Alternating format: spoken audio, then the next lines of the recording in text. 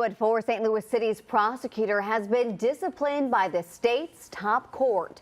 The ethics investigation against Kim Gardner involves her criminal prosecution of then Governor Grietens in 2018. And Chief Investigative Reporter Lauren Traeger joins us here now. You broke that story then, and you've been covering every ripple since. Yeah, and there certainly have been a lot of them. The big news today is that the state Supreme Court has found that city elected prosecutor Kim Gardner violated ethical rules in that case and should be disciplined.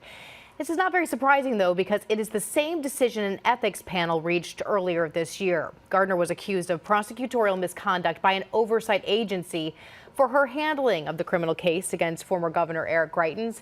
Namely, the ethics case accused her of not appropriately turning over evidence and making misstatements to the court. In April, Gardner admitted to the wrongdoing and both sides agreed to what is known as a reprimand. Now, that is not as serious as a suspension or revocation of her law license, but it is still formal discipline that will now be on her record and on her law license. In addition to the reprimand, Gardner was also ordered to pay a $750 fine. Now, Gardner has in the past criticized the entire ethics investigation, and in a statement this afternoon, she wrote, quote, "I am pleased our state's highest court and disciplinary council has recognized that the ethics disciplinary process should not be weaponized for political gain."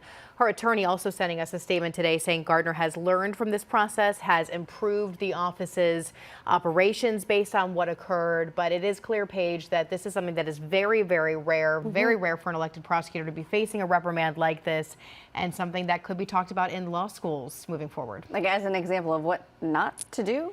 That is right. Certainly, she admitted the wrongdoing here. This discipline will be on her record. Okay. And, you know, if anything moves forward, that could have an impact on her law license in the future. All right, Lauren, thank you very much for those updates as you've been following this case closely now for years.